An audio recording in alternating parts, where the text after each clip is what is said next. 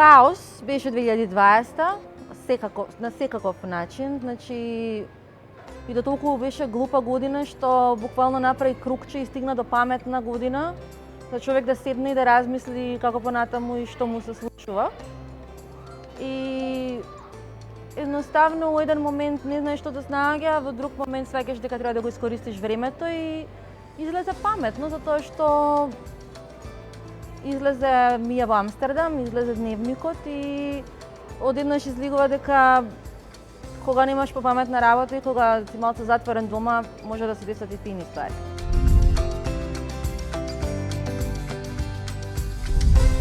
Што имала улога оваа година книгата, како 2020, ретко кога имала, затоа што мислам дека луѓето многу повеќе се свртеа кон барање начини на занимација затоа што беа затворени дома.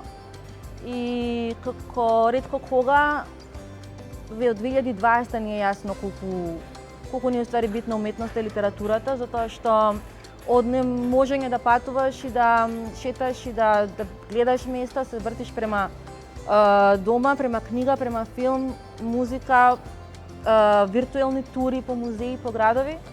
И едноставно книгите и литературата се огромен дел од сето тоа и мислам дека стварно беше битно.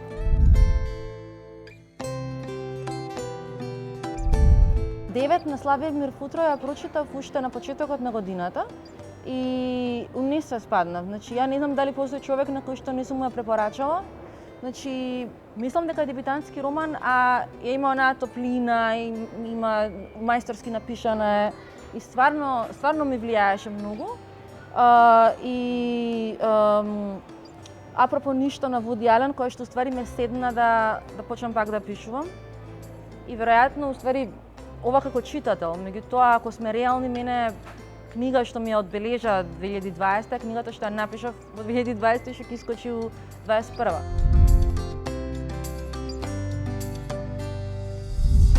Желби за 2021 пред све ми се Амстердам, Париз, Прага, Будимпешта и Белград и така натаму, се што сум пропуштила у 2020 за жал. Ама главно би сакала да стигнам до 6-ти роман, да си остварам некакви проекти што ги мкнам со години, што ми се битни со години. Главно би сакала продуктивна 2021. Шетачка и продуктивна 2021.